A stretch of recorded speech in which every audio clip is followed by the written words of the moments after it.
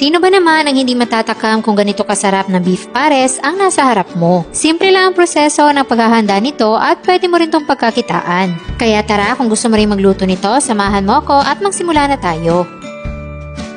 Gumamit lang ako dito ng kalahating kilo ng laman ng baka at nag-request na rin ako ng taba dahil mas masarap yung pares kapag merong taba-taba ng baka. Then lalagyan lang natin ito ng tubig at hindi na natin titimplahan at papakuluan natin to hanggang sa lumambot. Sa unang kulo ay bubuksan muna natin para matanggal natin yung mga impurities na nakalutang dyan sa sabaw. Then papakuluan natin yan ng mga 45 minutes to 1 hour o kung meron kayong pressure cooker ay mas mabilis. At kapag malambot na, hihiwain na natin to sa maliliit na piraso. At pagkatapos nating mahiwa, itabi lang muna natin. At sa isang kawali, ilalagay na natin ang taba ng baka. So, antayin lang natin to na mag-render ng sariling mantika. Then, pwede na nating igisa yung luya. Isunod natin yung sibuyas.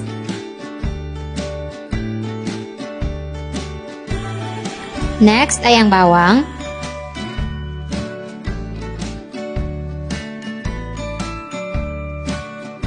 Then, after magisa ng mga aromatics, ay ilagay na natin yung pinakuluan nating beef. Igisa muna natin kasama ang mga aromatics.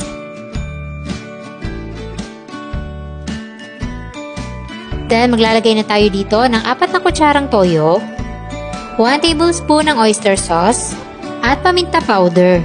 Then, igisa natin itong mabuti.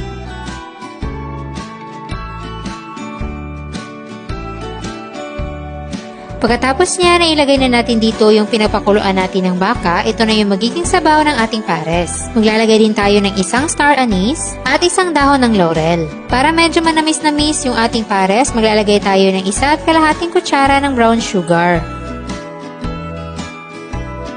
Then, takpan muna at antayin lang natin kumulo. Pag kumukulo na, ay titimplahan naman natin yan ng all-in-one seasoning para mas malinamnam, which is optional at kung ayaw nyo naman gumamit niyan, ay pwede nyo nang skip. At kapag okay na sa inyo ang timpla, maglalagay naman tayo ng cornstarch slurry pampalapot ng sabaw. So, 2 kutsara lang yung nilagay ko para hindi masyadong malapot at maging masabaw pa rin yung pares. At kapag okay na sa inyo yung lapot ng sabaw, maglalagay na tayo dito ng dahon ng sibuyas.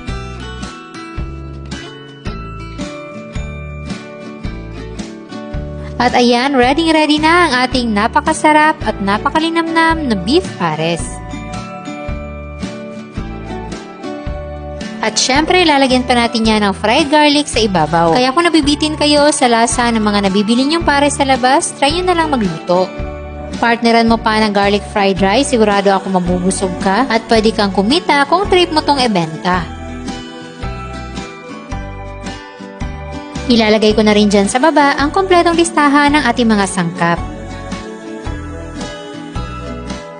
At sana'y nagustuhan nyo ang ating pares recipe for today. Enjoy!